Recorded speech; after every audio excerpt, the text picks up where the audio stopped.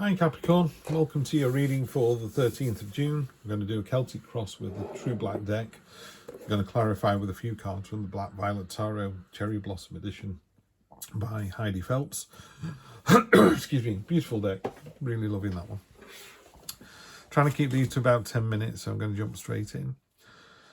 Five of Swords, card of deceit and deception. Be careful, either that's you, in which case, you know, karma's going to bite you on the ass, or that's somebody else and you're one of these in the background. And again, karma's going to get those people. Yep, cold light of day, judgment comes a calling. So make sure you're doing the right thing all day, every day.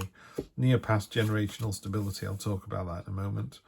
Near future, Ace of Swords. There's a test. It's the Crucible card. It's a real intense test. Guess what? You pass with flying colours. Down at the bottom, this is your subconscious, what's kind of going away from the week. The cool cat, the King of Cups. Love to see this person. This is someone who is completely and utterly in control of their emotions. Just so laid back. You know, when everything's falling apart, it's like, oh no, we're going to miss our flight. This is kind of person goes, it's okay. I've spoken to the airline. This is what we can do. They're going to let us go down the fast track, blah, blah, blah. You know, just really relaxed energy. That's great to see. I'm just making sure I'm on Capricorn, which I am.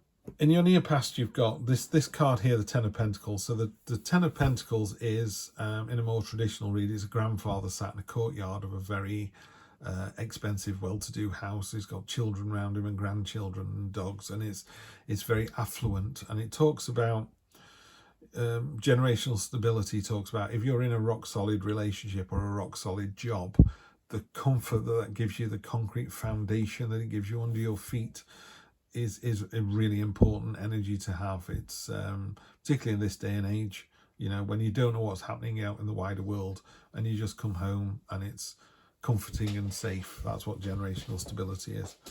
So that's your near past, and this is kind of going away as well. So these are the things that are coming in this week.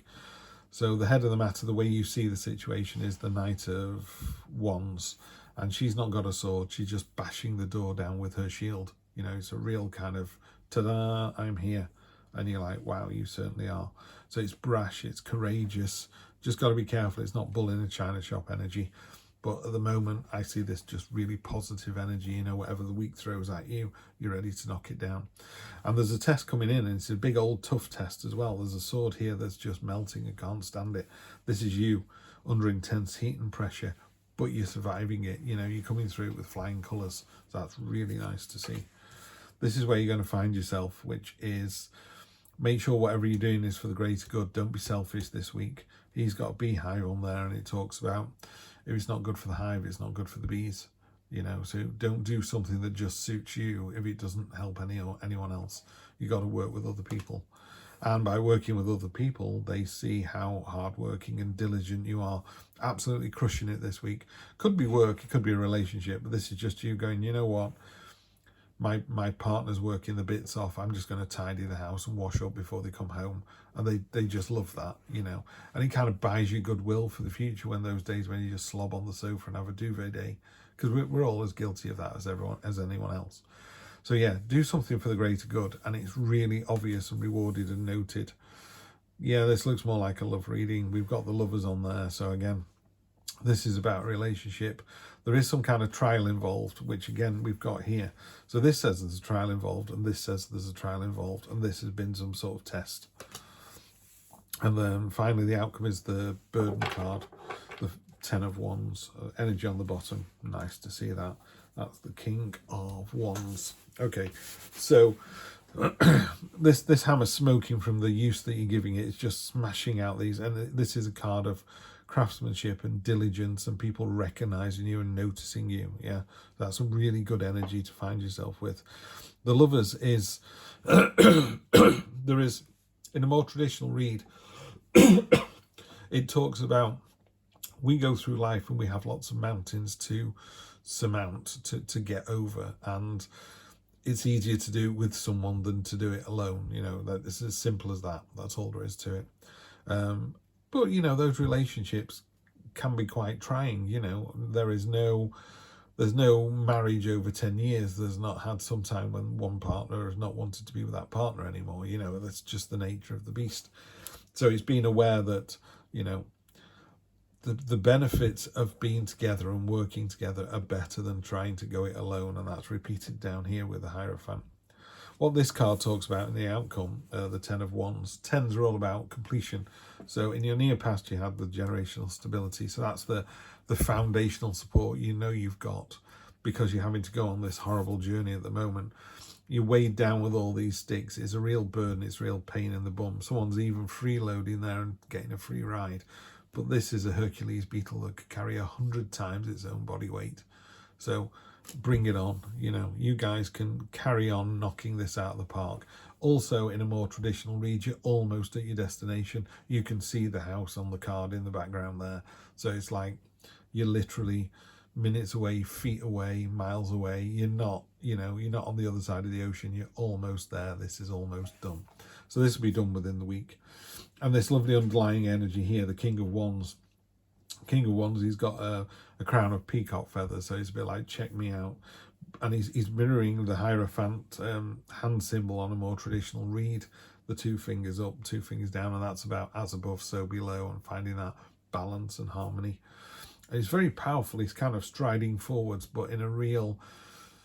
there's 2 words that come with this particular read, I think, that's really good. It's inspiring and courageous. Yeah, you lead by example. You're honest, you're authentic, you know, you tell it like it is, but, you know, in a really kindly way. You're not the King of Swords, who can be a bit brash.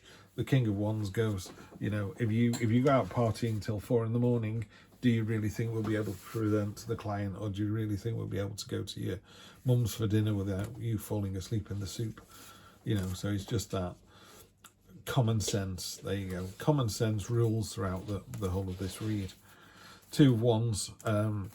She's got the world in her hands, and it can feel like, you know, I've done it. I've achieved it. I am the best graphic designer in the world. And it's like, well, that's what you think at the moment, but actually you could be an even better one. So it's great. It's a fantastic start. You're in a really good shape. You're in a really good place, but it is just the beginning of something even better. King of Pentacles. This king is a king that is very happy in their own wealth and finery. You know, they've worked hard for it. They deserve it. They're going to revel in it. Yeah, so that's a lovely energy to have. Just be careful. They've got the 9 of Swords there. This is the nightmare card, but it's not true. You know, this woman's terrified that these swords are going to land on her and kill her, but they're not. They don't. They never do. It's a bit like worrying about going to the dentist.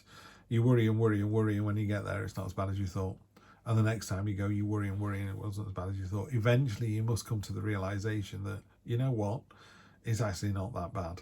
Yeah, so find that energy, find that understanding of it's really not that bad, because everything else in this reading is just off the charts amazing. Yeah, the burden card, I can see that being a bit of a worry, but take these 2 as your sort of hero cards.